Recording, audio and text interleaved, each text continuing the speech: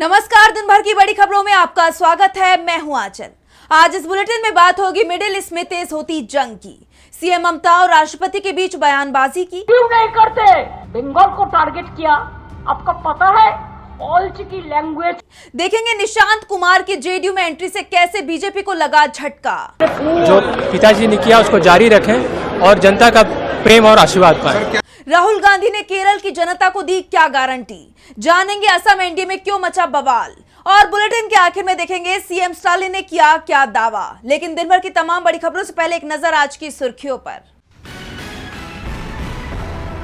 Women's day पर PM Modi, Rahul Gandhi, Priyanka Gandhi समेत कई नेताओं ने दी महिलाओं को बधाई। कई कार्यक्रम किए गए आयोजित, महिला सशक्तिकरण को दिया गया बढ़ावा। शंकराचार्य पर आरोप लगाने वाले आशुतोष ब्रह्मचारी पर हमला। शंकराचार्य अविमुक्तेश्वरानंद ने जाहिर किया शक, पूरी घटना को बताया सुनियोजित प्रयास। छत्तीसगढ़ में बीजेपी नेता विनायक ताम्रकार की अवैध अफीम खेती का मामला, कांग्रेस ने साधा निशाना, कहा धान के कटोरे को सूखे नशे के गढ़ में कर दिया तब्दील। गैस सिलेंडर की कीमतों में बढ़ोतरी का मामला, पश्चिम बंगाल की मुख्यमंत्री ममता बनर्जी का विरोध प्रदर्शन, काली साड़ियां पहनकर प्रदर्शन में शामिल हुई महिलाएं। और कर्नाटक दौरे पर कांग्रेस अध्यक्ष मल्लिकार्जुन खड़गे, 1069 करोड़ रुपए की विकास परियोजना का किया उद्घाटन, बीजेपी पर साधा निशाना। ये तो थी सुर्खियां। अब बात आज की सबसे बड़ी खबर की। ईरान के साथ जंग में अमेरिका और इजराइल को भारी नुकसान का सामना करना पड़ रहा है। ईरान अकेले ही दोनों देशों पर भारी पड़ रहा है। ऐसे में अब खबर आ रही है कि अमेरिका अब ईरान में अपनी स्पेशल फोर्सेस को उतारने की तैयारी में है। इस बीच ईरान में बनाए सर्वोच्च नेता के चुनाव को लेकर भी बड़ी अपडेट सामने आई है। तो क्या है मिडिल ईस्ट में मौजूदा हालात, आइए देखते हैं इस रिपोर्ट में। मिडिल ईस्ट की जंग में दोनों पक्षों की तरफ से ताबड़तोड़ हमले जारी हैं। इन हमलों ने पूरे क्षेत्र में भारी तबाही मचाई है।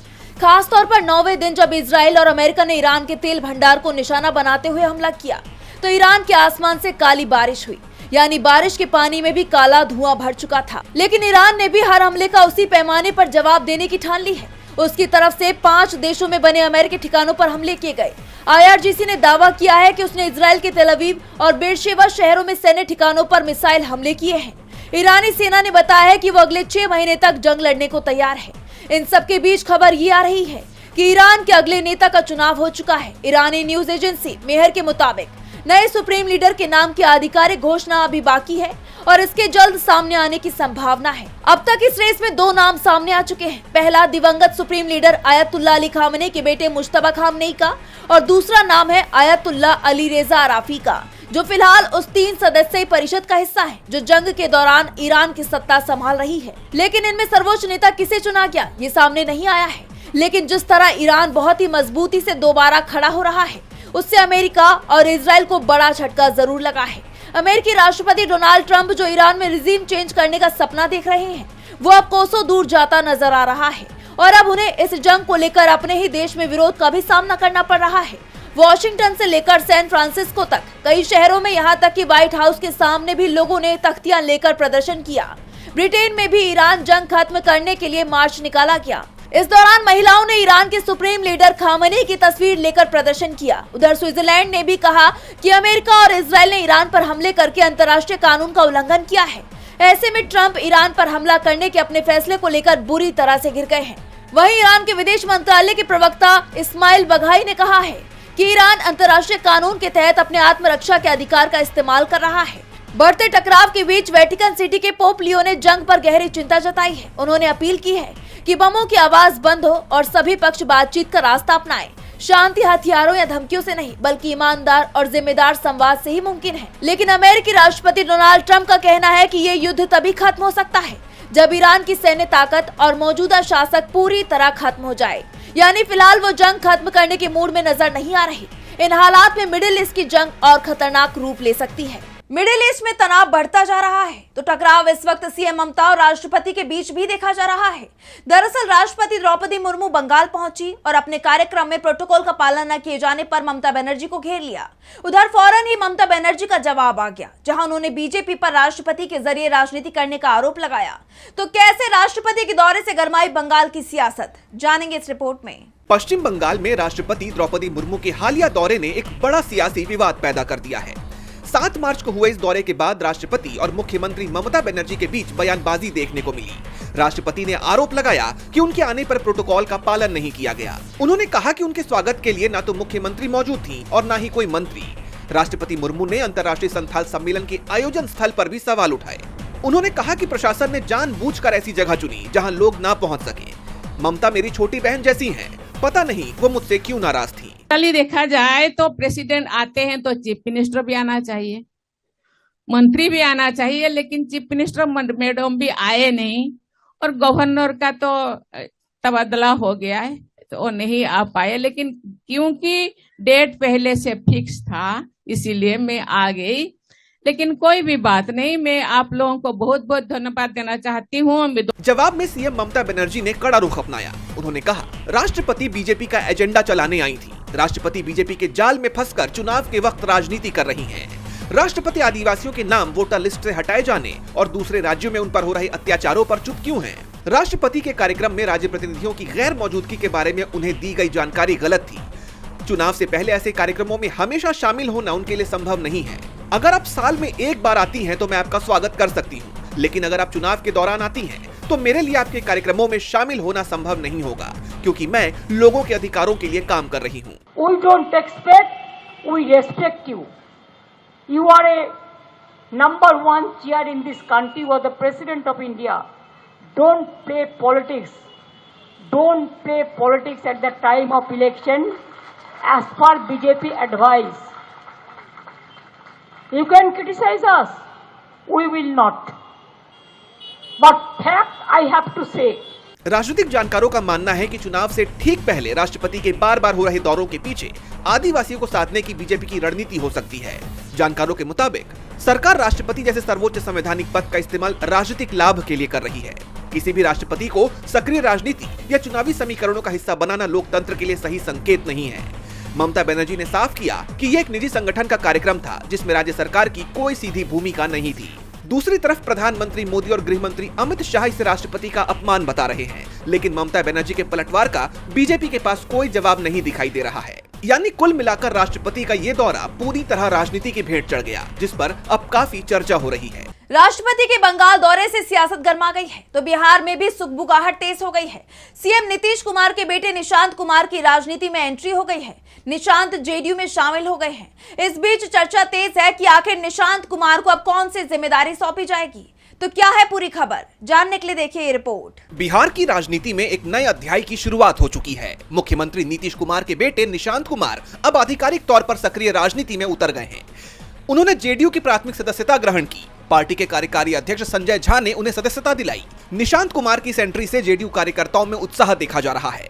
जेडीयू के वरिष्ठ नेता वशिष्ठ नारायण सिंह ने उनका स्वागत करते हुए कहा कि निशांत युवा हैं और उनमें नेतृत्व की बड़ी संभावनाएं हैं। दरअसल निशांत कुमार की राजनीति में एंट्री ऐसे वक्त पर हुई है जब उनके पिता और बिहार के मुख्यमंत्री नीतीश कुमार ने राज्यसभा जाने का फैसला लिया है।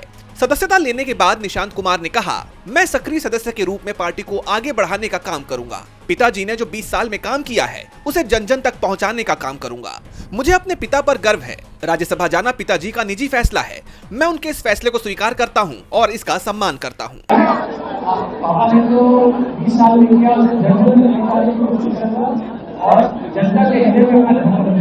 सियासी गलियारों में चर्चा है कि निशांत कुमार को जल्द ही कोई अहम जिम्मेदारी सौंपी जा सकती है। डिप्टी सीएम और पार्टी अध्यक्ष के साथ साथ सबसे ज्यादा चर्चा निशांत कुमार के सीएम बनने की हो रही है, क्योंकि कहा जा रहा था कि नीतीश कुमार के राज्यसभा जाते ही बीजेपी बिहार में अपना सीएम बनाएगी।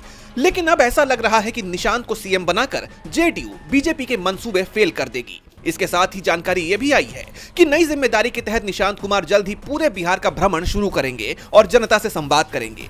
निशांत कुमार की राजनीति में एंट्री से बिहार की सियासत में हलचल तेज हो गई है। अब निशांत को आने वाले दिनों में कौन सी जिम्मेदारी मिलती है, ये देखना होगा। निशांत की राजनीति में एंट्री ने खलबली मचा दी है तो केरल में विधानसभा चुनाव से पहले पार्टियों के बीच तीखी बयानबाजी का दौर भी शुरू हो गया है। चुनावी मैदान में ताकत झोंकने के लिए सियासी दलों ने अपनी अपनी कमर कस ली है।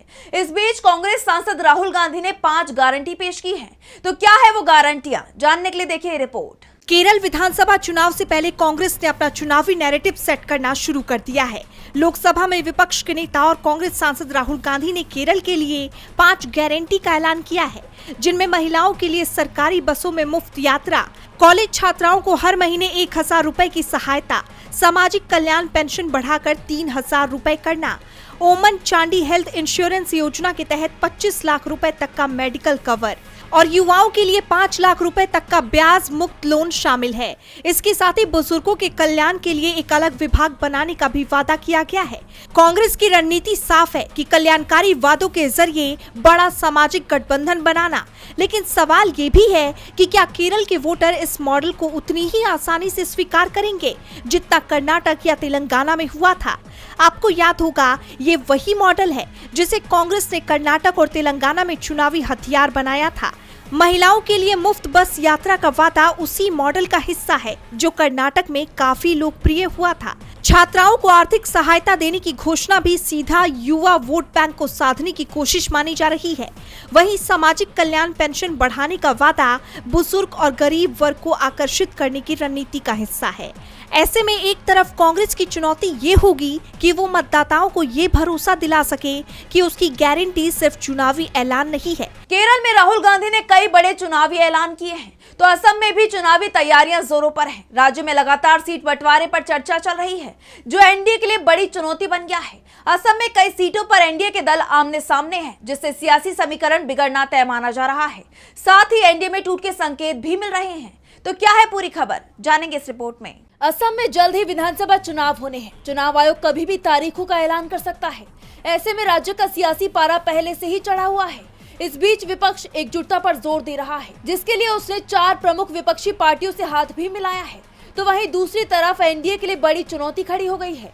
सीट शेयरिंग को लेकर एनडीए में फूट के संकेत मिल रहे हैं। स्थिति ये है कि कई सीटों पर एनडीए के दल आमने सामने हैं। एनडीए को अपने सहयोगियों असम गण परिषद यानी एजीपी और बोडोलैंड पीपल्स फ्रंट यानी बीपीएफ को संतुष्ट रखने की बड़ी चुनौती का सामना करना पड़ रहा है।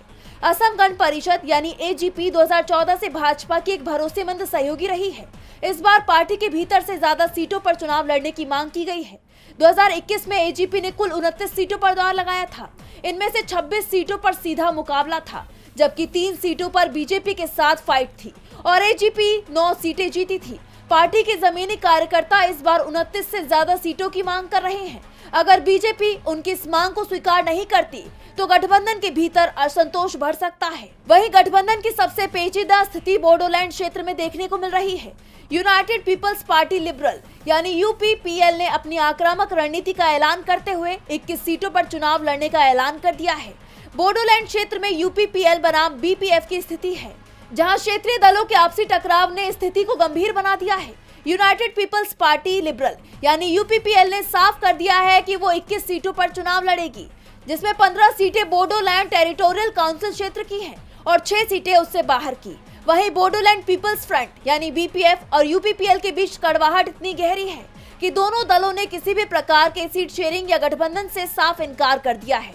ऐसे में बीजेपी के सामने 2 बड़ी चुनौती है। एक तरफ उसे एजीपी की बढ़ती सीटों की मांग को संतुष्ट करना है, तो दूसरी तरफ बोडोलैंड में 2 ध्रुव विरोधी दलों यूपीपीएल और बीपीएफ के बीच समन्वय बिठाना है। अगर इन क्षेत्रीय ताकतों के बीच समय रहते सहमति नहीं बनी तो मतों का विभाजन विपक्षी दलों को लाभ पहुंचा सकता है और विपक्ष पहले ही एकजुटता पर जोर दे रहा है। ऐसे में असम में बीजेपी को बड़ा झटका लग सकता है, क्योंकि फूट के संकेत मिल रहे हैं।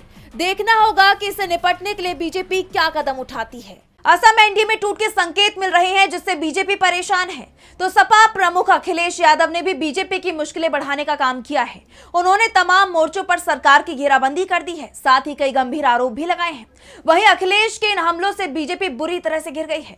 तो क्या कुछ कहा अखिलेश यादव ने, जानेंगे इस रिपोर्ट में। उत्तर प्रदेश के पूर्व मुख्यमंत्री और सपा प्रमुख अखिलेश यादव ने बीजेपी को घेरा है।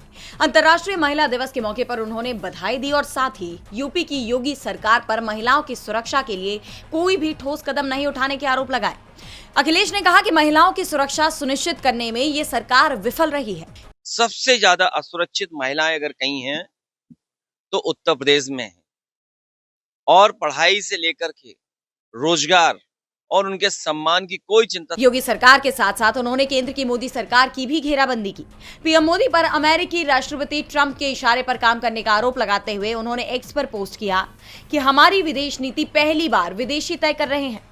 भाजपा ने हमारी परंपरागत गुट निरपेक्षता की विदेश नीति की जगह गुट सापेक्षता की विदेश नीति अपनाकर संप्रभुता और आत्मनिर्भरता की नीति को पराये हाथों में सौंप दिया है। उन्होंने शंकराचार्य के मुद्दे पर भी सरकार को निशाने पर लिया और कहा कि पहले सरकार ने शंकराचार्य का अपमान किया और अब ये सरकार घबरा रही है। ये सरकार हर सच्ची चीज से घबराती है, ये सच्चे लोगों से घबराती है और अब तो ये स्थिति आ गई कि सनातनी लोगों से घबरा रही सरकार। जो सरकार अपने आप को सनातनी बताती थी, आज हमारे सनातनी के सबसे बड़े शंकराचार्य पूजनीय उनसे घबरा रही है। और इसलिए घबरा रही है क्योंकि इन्होंने शंकराचार्य का अपमान किया है और अगर उनका अपमान कर रहे हैं तो कहीं ना कहीं सनातन धर्म बदनाम हो रहा है और इसके जिम्मेदार अगर कोई है तो ये सरकार जो उत्तर प्रदेश की आज चल रही है। केशव प्रसाद मौर्य के विमान की इमरजेंसी लैंडिंग को लेकर भी अखिलेश ने बीजेपी पर धावा बोला और आरोप लगाया कि उन्हें सिर्फ नया विमान नहीं दिया गया क्योंकि वो पीडीए समाज से आते हैं। सबसे घिसा पिटा और खराब हेलीकॉप्टर डिप्टी सीएम को दिया। क्यों दिया? सुनने में आग लग गई होती, उसमें धुआं ही धुआं था। बताइए, हमारे डिप्टी सीएम की जान बच गई और ये प्रोटोकॉल की चिंता कर रहे हैं वहां। तो प्रोटोकॉल में तो नया हेलीकॉप्टर मिलना चाहिए इनको, जो नया आया अभी वो क्यों नहीं दिया इन्होंने? ये बंगाल की तो बात कर रहे हैं, लेकिन जो नया हेलीकॉप्टर है वो इसलिए नहीं दिया कि वो पीडीए है। वहीं अब अखिलेश के इन आरोपों को बीजेपी के लिए बड़ी मुसीबत के तौर पर देखा जा रहा है। साथ ही ये भी माना जा रहा है कि जिस तरह विपक्ष खासतौर पर अखिलेश यादव बीजेपी की घेराबंदी कर रहे हैं, उसका खामियाजा प्रदेश की योगी सरकार को 2027 के विधानसभा चुनाव में भुगतना पड़ सकता है। और बुलेटिन के आखिर में बात सीएम स्टालिन के दावे की। तमिलनाडु में कभी भी विधानसभा चुनाव की तारीखों का ऐलान हो सकता है। इस बीच सभी सियासी दल एक दूसरे पर हमलावर दिखाई दे रही हैं और अब तमिलनाडु के मुख्यमंत्री एम के स्टालिन ने बड़ा दावा किया है जिससे राजनीति गर्मा गई है। तो क्या दावा किया है सीएम स्टालिन ने, जानेंगे इस रिपोर्ट में। तमिलनाडु में विधानसभा चुनाव से पहले मुख्यमंत्री एम के स्टालिन ने सीएम नीतीश कुमार का जिक्र करते हुए बड़ा दावा किया है।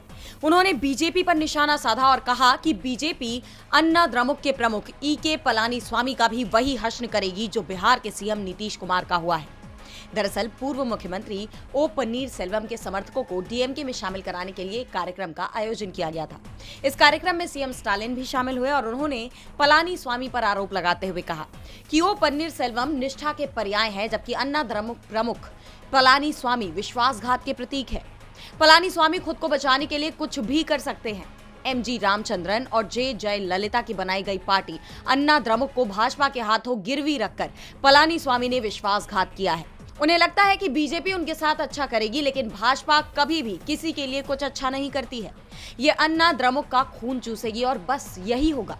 सीएम ने आगे कहा कि अगर पलानीस्वामी को इस पर कोई शक है तो उन्हें बिहार की तरफ देखना चाहिए। नीतीश कुमार के मुख्यमंत्री पद छोड़ने की खबरें चौंकाने वाली है। पलानीस्वामी का वही हश्न होगा जो नीतीश कुमार का हुआ। और इतना ही नहीं, उन्होंने आरोप भी लगाया कि सिर्फ इस चुनाव तक ही पलानीस्वामी अन्ना द्रमुक के प्रमुख बने रहेंगे, बाद में उन्हें उनके पद से हटा दिया जाएगा। बस यही होगा। अगर उन्होंने बीजेपी के साथ हाथ मिलाने से इनकार कर दिया तो उन्हें तुरंत बदल दिया जाएगा। बता दें कि विपक्ष पहले भी इस तरह के आरोप लगा चुका है। विपक्ष का कहना है कि जब भी बीजेपी को किसी राज्य में पैर जमाने होते हैं तो वो वहां की पार्टी का सहारा लेती है और जब बीजेपी सत्ता में आ जाती है तो अपने सहयोगी को ही किनारे कर देती है। और यही आरोप अब सीएम स्टालिन ने लगाया है, जिससे पूरे तमिलनाडु की सियासत गर्मा गई है। तो आज इस बुलेटिन में बस इतना ही। आप देखते रहिए डीवी लाइव। नमस्कार।